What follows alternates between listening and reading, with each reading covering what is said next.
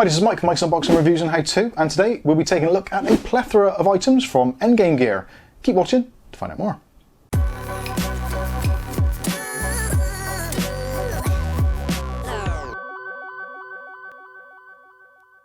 So today we've got three items to look at from Endgame gear, first of which is the XM1R. This is their top of the line gaming mouse with high precision and also KL uprated GM 8.0 switches. So that is definitely something to be looking forward to.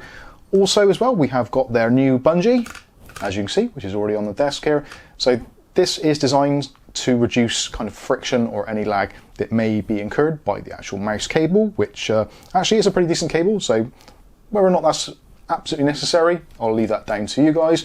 And also, as you can see, we've got this mousing surface as well. So this is the MPC450, the Stealth Edition. This is a Cordura based mat with anti-fray edges, all that kind of usual stuff. It's got the non-slip rubber backing as well, so it stays nice and firmly secure on your desk. And actually, to begin with, this is a really nice mouse pad.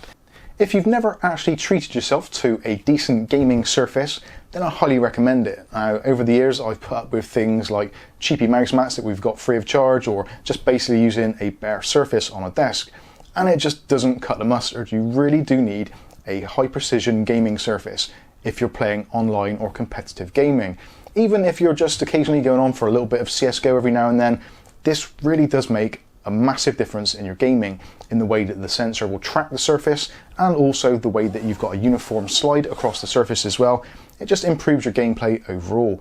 Certainly a worthy upgrade. And actually, this on its own, just the mouse pad itself, for around about £20 here in the UK, is actually probably one of the biggest upgrades you can do to your gaming setup. When it comes to the other thing, like the bungee, now the bungee is one of those things where it's one of those things that people kind of loathe or love. Personally, actually, I quite like the idea of it. Certainly with my gaming desk set up as it is, all the cables are kind of pushed down the back of the desk, and they do have some tension on them. So definitely when I'm gaming, having this bungee set up so that there's no strain on the cord at all, as you can see in this setup. So at any particular position on the pad, there's no strain at all actually on the cable, and most of it is actually off of the ground. So yeah, it's very much minimizing any kind of friction or surface contact for the actual cable itself. So definitely if you think that might be a little bit beneficial to your gaming progress, then certainly the investment of around about £14 in the UK for that does seem quite worthwhile. The bungee itself is actually really easy to use. All you do is just put the cable down through the back channel, and that is essentially it. There is adjustment actually on this section, so you can put it down to the very bottom, or you can have it raised up and actually have a little bit of extra flex on the top there. The actual unit itself is pretty heavy and is secured on the bottom by 4 rubber feet, which when it's on the desk, actually it doesn't really want to move around at all, so it's going to stay firmly planted along with your gaming surface. So we've sorted out our gaming surface, we've also sorted out our anti-friction bungee. So what we need now is a mouse which is going to take advantage of all those things. And this is the Endgame gear. This is the XM1R. The XM1, the original version, and also version 2 have been super popular with gamers, and it's one of those brands which doesn't really get a great deal of promotion. You don't see them very often, and reviews are relatively scarce, which is a real shame because this is actually a really nice mouse. Now it does come in 4 different kind of flavors. There is the transparent black, which is this one, which is the kind of the dark reflex version they call it. Also there is a matte black finish, also there's a white finish, and there's another one as well which I honestly can't remember off the top of my head, but certainly there will be some links in the video description so you can check out the different options available. Some people may prefer the white mouse. The white one actually for me possibly is a little bit better, slightly more grippy. You do find with the dark reflex version, with this really glossy top surface and buttons, it is one of those things, it is going to be an absolute fingerprint and grease magnet.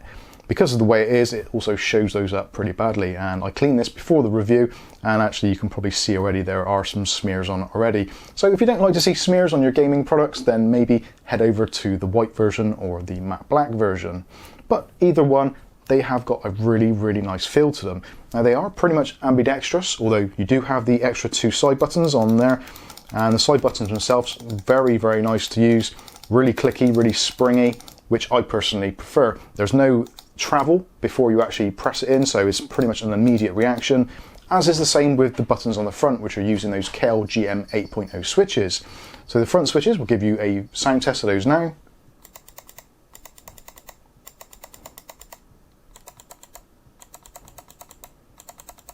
really springy, really tactile switches and presses. So depending on what grip you've got, I generally tend to use it kind of like a hybrid grip, I guess you'd call that. So I use my wedding ring finger for the side buttons, being that I'm a lefty, but it does feel really nice. This is a kind of a semi-palm grip, I would say.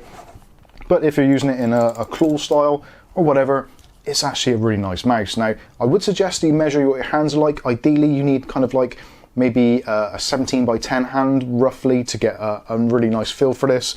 But again, you can find the full measurements of this actually in the video description and also from the website as well.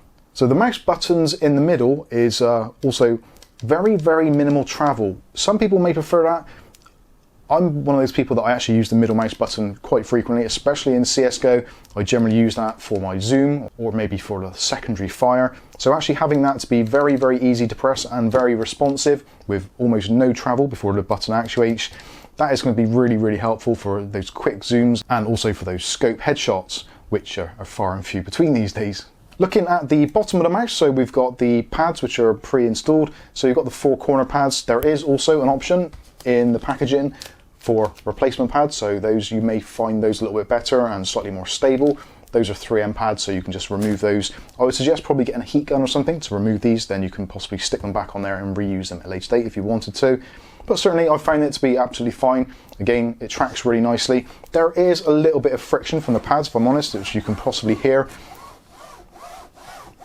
So there is a little bit of a noise to the surface and with those particular pads, but it does glide particularly well. Also on the bottom, you've got the option there to actually change your DPI or CPI, and there's various levels that can be achieved with that. Just press the button, it changes color, etc. Me personally, I like to be around about the kind of 1000 CPI to maybe 1200 for most gaming purposes, but this will go up to a whopping 19,000 CPI or DPI, however you want to put it. It uses the Pixar 3370 sensor, which is pretty much one of the best sensors on the market, especially in terms of pricing.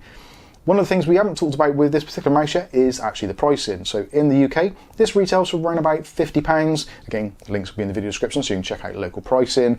The weight of it is about 70 grams. When I measured it earlier, it came out to about 73, but I guess that's because of the cable, etc, etc. But essentially the mouse shell itself is about 70 grams. So it's not a lightweight mouse, but it's not a bulky mouse. It actually feels quite kind of tactile. Not in a kind of throwaway style. Some of the really light mice, you almost don't realise you've actually got it in your hand. But this actually, it does feel substantial. It feels like it's there, but it isn't particularly lightweight and it isn't particularly heavy. It's that kind of nice middle ground. Going back to the cord itself, so they've got a new upgraded cord. Now the previous cord on the XM1 was actually a little bit more flexible and a little bit more lightweight. This has been designed now to give you slightly more longevity, although there is a little bit more kind of tension in the cable itself. But again, if you're using it in combination with the bungee, then you should be absolutely fine. One more thing of note, Endgame Gear have actually got some software as well, which you can download to take advantage of all the functions of the mouse. Change things like lift-off distance, which is its standard, is 1 mil, but you can change that to 2 mil in the software. Also, you can change the DPI settings individually. But to be honest with you, the whole thing I like about this particular mouse is the fact that you don't need any of that extra software bloat. You can literally plug in the USB cable and you're off to the races. Changing between the DPIs, like I said, you can just press the button on there and the lights on the bottom change color depending on which DPI you're on. Also, if you want to, you can actually change the polling rate. As default from the factory, it comes with 1000 Hz, but you can press and hold the button and go through the different polling rates. And again, all the instructions to do that are actually printed nicely and conveniently on the base of the mouse. So yeah, really super simple to use, no software required, but certainly is optional.